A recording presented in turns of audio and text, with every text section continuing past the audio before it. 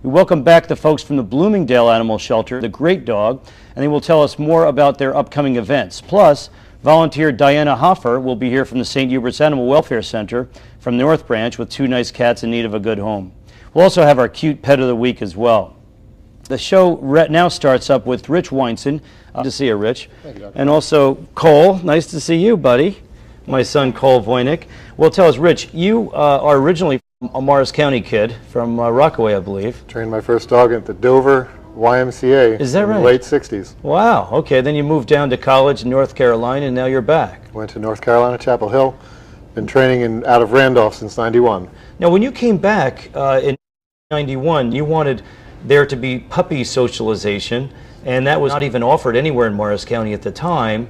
I guess you couldn't enroll puppies until they were about 6 months old, huh? Yeah, the norm back then for all training was that you would train dogs after 6 months old, and it made sense because the methodologies that they were following were more heavy-handed. And starting a dog off as a young puppy on something of a heavy-handed method really didn't match well, and a lot of dogs would get nervous and stressed. They just wouldn't train well.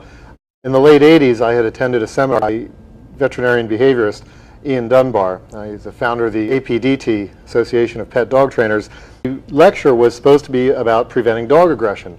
I thought that I would go and learn about, I have an aggressive dog, what do I do? But his whole focus was get the puppies into these socialized opportunities, classes or social playtime, where the puppies could be introduced to other dogs and enjoy themselves and have fun. When I opened up, I was surprised that Morris County had no schools that were teaching puppy classes. It's better for dogs to get introduced when they're young like that. When puppies are socialized, the families are happier, they make really much better pets. Yes. We're moving on to different things. Let's talk about Angel, for example. She, the viewers may recognize her from a program about 4 months ago. She was an adoptee dog here on the Pet Stop from St. Hubert's North Branch, and I kind of fell in love with her and took her home. And but she did have some issues. Tell us about your evaluation of Angel. Everybody that sees her sort of falls in love pretty quickly, so I can see how you did.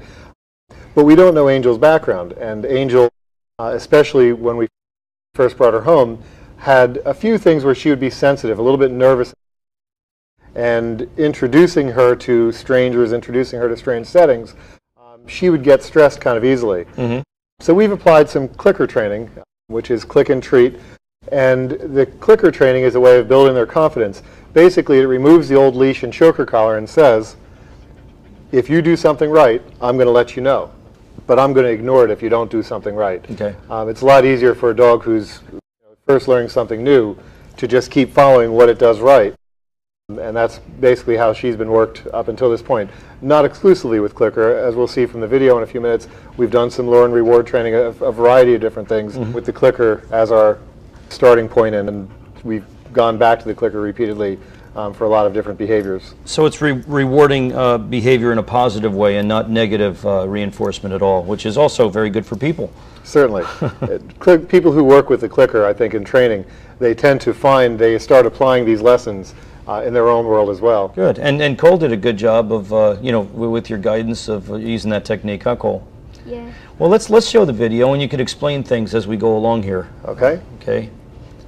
There she is. This is a sweetie in your backyard. There's Cole.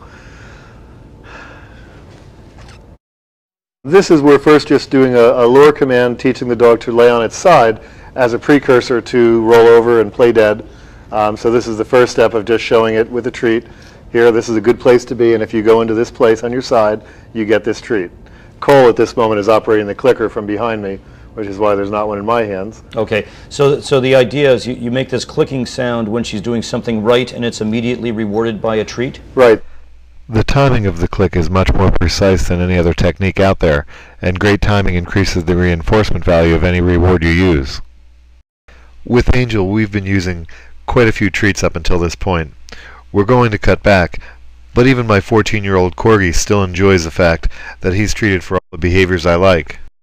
Okay. Here's Beth. Now we moved onto the backside, okay, in the rollover. Okay. Backside and rollover. You see she has her hidden fence collar on. Okay. Here we were playing with a little bit of frisbee work. Didn't quite catch it, but we liked the jump, so we figured we'd target it and reward that. Good. It's Cole. That's right, Cole. Catching it, rewarding it. missed on that one, so let's try again. Oh, there we go. So you're rewarding the effort. Right. This is a click stick, and we're using it to teach the heel command. And this is Angel's first ever finish, which is teaching her to go around my back and come into the heel position.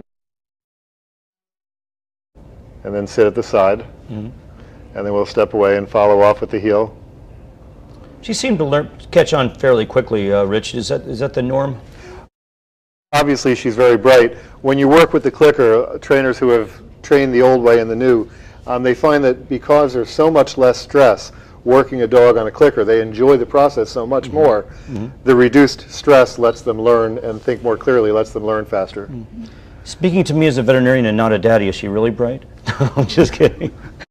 She is real bright. She's got a lot of border collie going on. Yes, she does. And we all know that that's a real smart group. Here's Cole following up after we introduced the healing. Follow me at the side here. Following the click stick. That's right. Good. Let's see. So she was taught early on that she should keep her nose real close to the stick. To and touch the directing stick. her. To touch the stick is rewarding, and then we can. He's using now the tits, raising it, lifts her into a sit, and then bringing it down to the ground. She'll want to follow it, and that brings her into a down. Okay. Good. So a positive reward, huh? Oh, she's having a blast. She's enjoying this process quite a bit. She is. Oh yes, that's how it goes. That's right. I can do that. Good. Okay, this is the beginning of a go out. This is an alley-oop toy. Cole is sending her to go touch the alley-oop. We've taught her to go touch it and go out, go touch, come on back in, grab a treat. You're a good girl. All right, this is our Phoebe first doing a side. She wanted to be on. First doing a side and now doing a go out. Go touch, that's right, there's a girl. Here's Phoebe doing a little watch command in your backyard. There's a reward for that. And here's Emily, I'm dropping, if you notice this is my girl, I'm dropping the treat and telling Emily she has to stare at me while I do that. Not allowed to follow the treat, which is naturally her first. Right. Oh, I should follow that treat, but no. Following the treat's not rewarding. Now here's Cole working my girl on a crawl, and in your backyard again. Yes, yes. I should mention that's not Cord, that's Emily. Yeah. Cord is still alive and well, but I wish he were looking that young. I know everybody we walked through the building as soon as they saw Emily said, "Is that Cord? Is that Cord?" Emily's a sweetheart, and she's got that big muscled, big boned appearance like good old Cordy too. A little bit of a chubber. So is her mama. All right, well, thank you. That was an interesting demonstration. Do you find that you should get these dogs trained with this technique early on, or what age? Clicker training allows you to start training puppies as early as 6 weeks because there's no pressure on them. It's just slowly you're telling them, I'll reward this behavior. I'll reward this behavior. And it's very incremental. For example, if you're trying to teach a down command and with a young puppy, you can reward that first paw forward and just keep clicking that. And as you reward it with the click, it tells them the exact moment that they did something right. So you can begin to teach them, okay, this is something I like, and then incrementally move to the second paw and keep asking for a little bit more. Okay, great. Now, for those folks out there that say they just picked up an 8-week-old puppy, as a trainer, what would your advice be to them? Well, obviously when you start with a puppy, the most common thing is to realize that mouthing and jumping up in your lap, all kind of cute as young puppies go, these are behaviors that become very important later on. So gently steer the dog away from those behaviors.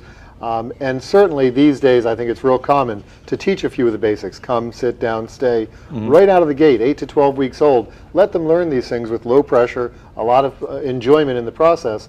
And these behaviors then stick longer. You're sort of imprinting it at that young age. And don't do what I used to do with my dog, and all kids have the tendency to do, and that is tug of war. Yeah, we know better nowadays, don't we? I'm not a real advocate of tug of war. Under some circumstances, I find it to be okay if you really know, if you can turn it off, if you can say stop, and the animal knows to stop. Right. I don't really have a problem with that. Okay, good, good. And there's a phone number we can reach you at.